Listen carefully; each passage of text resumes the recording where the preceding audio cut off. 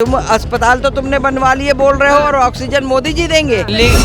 दिल्ली का तो बंटाधार करा ही है, अब देश की तरफ बढ़ रहे हैं बंटाधार करने के लिए। केजरीवाल ने दूसरों के कंधे यूज कर रहे, मेरी मालिश कर मैं तेरी मालिश करूं। जो राम को लाए हम उनको लाएंगे। नमस्कार, आप देख रहे हैं इंस्टा फीड और मैं हूं शिवराज पूत। इस समय मौजूद हूं दिल्ली के सीपी पे।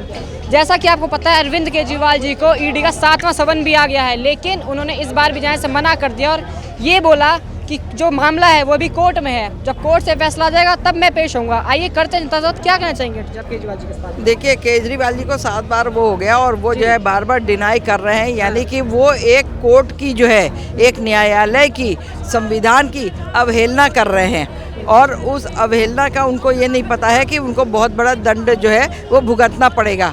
और अब की अगर केजरीवाल नहीं जाते, मामला न्यायालय में है, कोर्ट में है कह रहे हैं, तो कोर्ट से ही सम्मन जारी होता है, किसी थाने पुलिस से सम्मन नहीं जारी होता है। ठीक है, कोर्ट आदेश करता है कनेक्टिंग थाने को, तब कनेक्टिंग थाने से जो है वो सम्मन जो है जा करके जो है वहाँ दिया जाता है। अगर ये नहीं अब आते हैं तो इनके यहाँ सम्मन जो है चस्पा कर दिया, हर बार चस्पा हो सकता कर रहे हों, लेकिन चस्पा कर दिया जाएगा। और चस्पा करने के बाद भी ये नहीं अगर उपस्थित होते हैं तो इनके घर में जो है ताला लग जाएगा।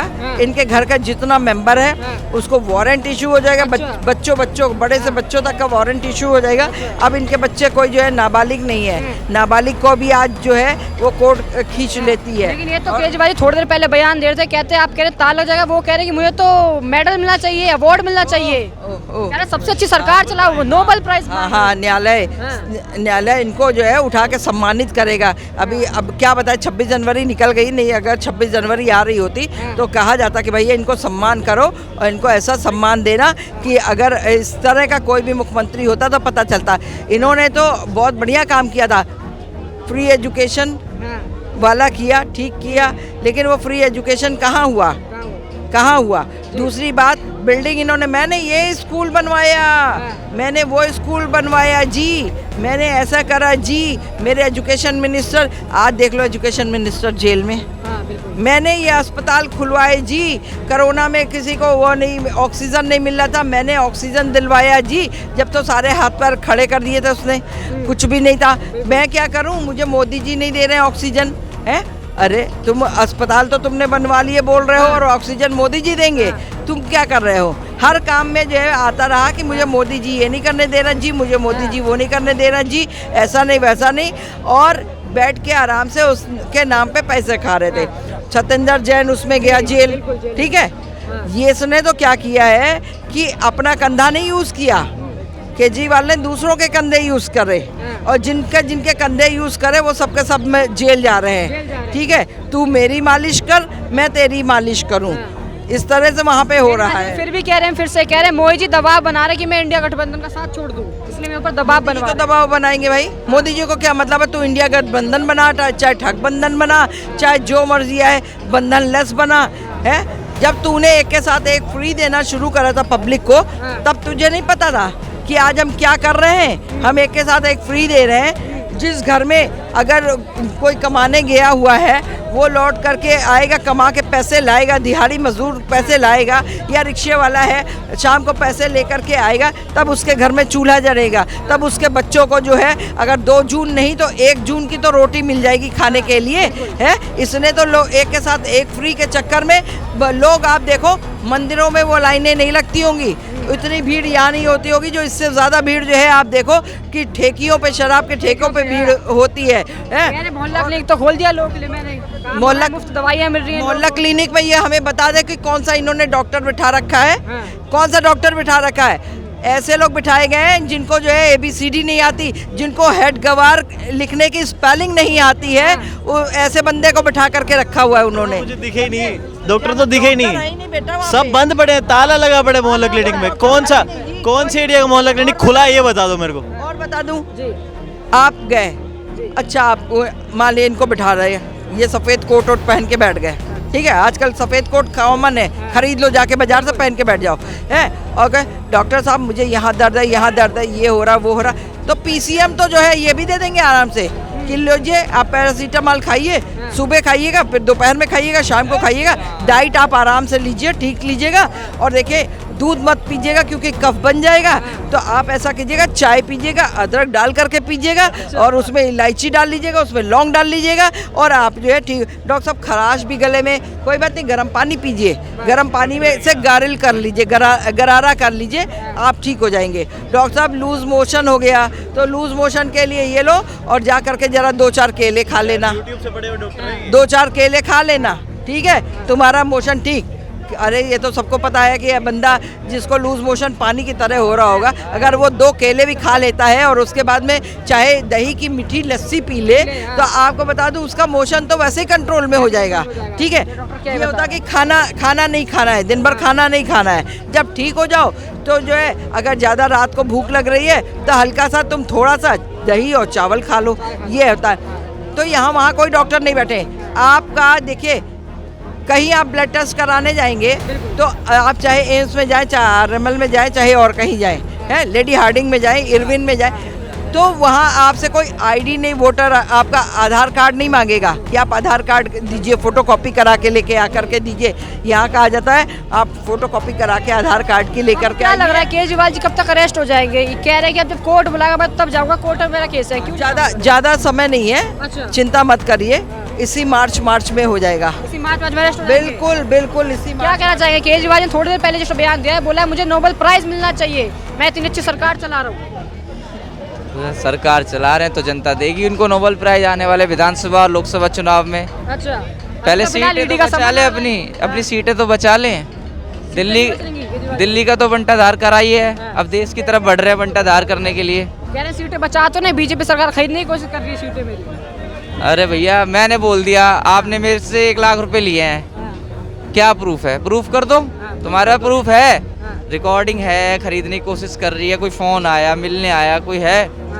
जब तुम्हारे पास कोई तथ्य नहीं है, वाहवाही तो बातें शुरू से करते आए हैं। जब सत्ता में नहीं थे तब कांग्रेस को कोसते थे, ऐसे ही बड़ी बड़ी फाइलें थी उनपे, आज वो फाइलें दफन कर दी उन्होंने, अब कांग्रेस की गोदी में बैठ गए जाके। कहाँ है वो फाइलें? पूछ लो उनसे। जन लोकपाल कहाँ है? जन लोकपाल का पानी पी पी के वो जनता का पागल बना के, कहाँ है जन लोकपाल? मैं आपसे पूछता हूँ पत्रकार महोदय, बताओ जन लोकपाल कहाँ है, आप ही बता दो। हाँ, जन लोकपाल के नाम से देखिए अन्ना को ठगा उन्होंने, ठीक है, अन्ना का पूरा जो है गन्ना चूस लिया, ठीक है जी। अब जो है कुछ बचा नहीं, अब अन्ना के पास सिर्फ इसको गाली देने के अलावा कुछ नहीं बच रहा है।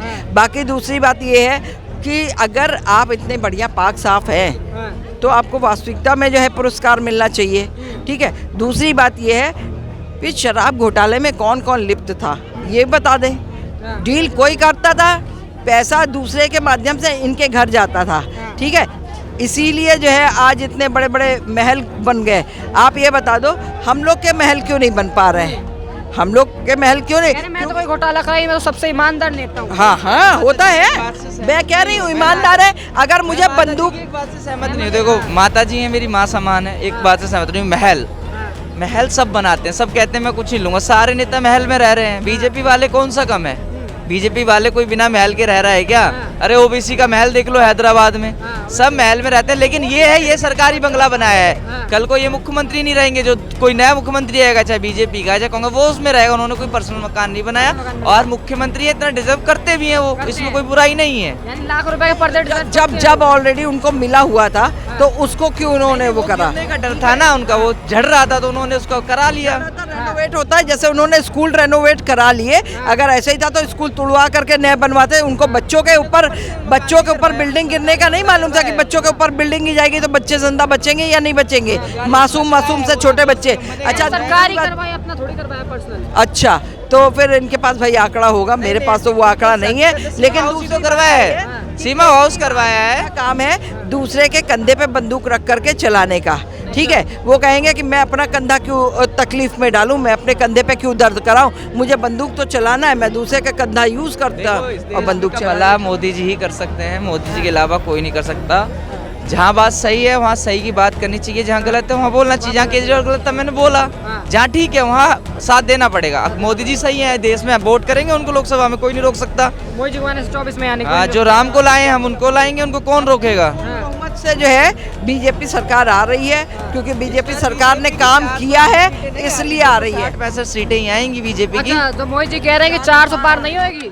400 कोई पार सीट जी 400 पार आ रही है। 265 ही आएंगी। अरे मैं 1000 गुना बोल रही हूँ, 100% नहीं 1000% बोल रही हूँ कि जो है 400 पार आ रही है। बातें करने से कुछ नहीं होता है। तो 265 सीटें बीजेपी की आ रही हैं और एनडीए घटक दल हैं जो सारी मिला के टोटल 300 तक टच करेंगे ये, बस इससे ज्यादा और आगे- हवा वही बात है। नहीं नहीं हवाबाई नहीं हम कर रहे हैं, हम बिल्कुल सही कर रहे हैं। हाथ कंगन को आरसी क्या, पढ़े लिखे को फारसी क्या, कहते हैं ना लोग दिल्ली दूर नहीं है, ठीक है। तो अभी आने जा रहा है इलेक्शन, अभी पता चल जाएगा।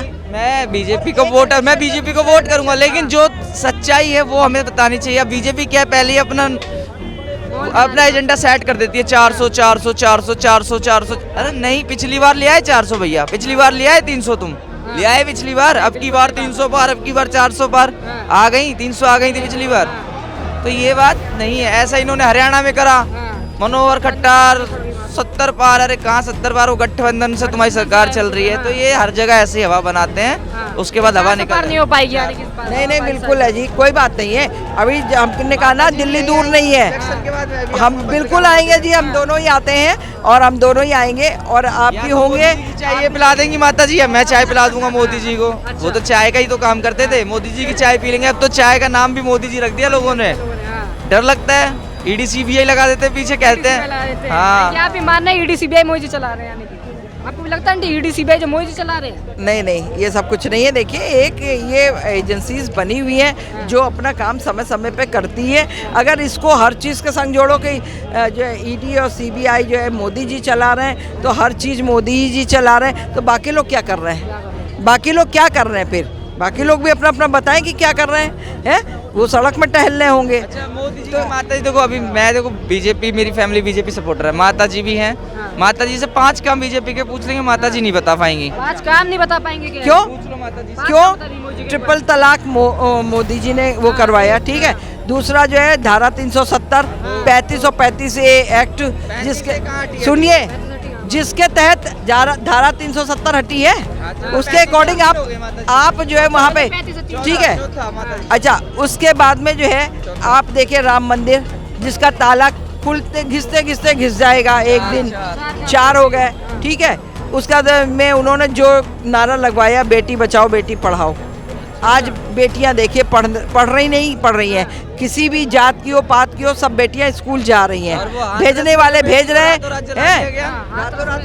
और अभी बीएचयू में जो 3 स्टूडेंट, उसके मैं बोल रही हूँ उसके घर बीएचयू में क्या हुआ अभी स्टूडेंट के साथ? बीएचयू में तो सारा जो है कांग्रेसी है, जेएनयू में तो सारे कांग्रेसी बैठे हुए हैं जो कहते हैं। अब उसमें क्या हुआ? कहते हैं कि जो है तन से जुदा और जो है भारत तेरे टुकड़े होंगे इंशाल्लाह इंशाल्लाह। इनसे ये पूछे कि कौन लोग हैं वो क्या बीजेपी के हैं? और जो है कहते हैं और कांड करते हैं वो लोग, ठीक है। इस तरह के लोग हैं, तो ये तो गलत। मैंने तो इनको जब सारे गिनवाने शुरू कर दिए तो भाग खड़े हुए वो। तो ये चीज़ें हैं, ये ऐसे लोगों का जो है जब खुद का अपना ठिकाना नहीं है तो वो दूसरों की क्या बात करते हैं।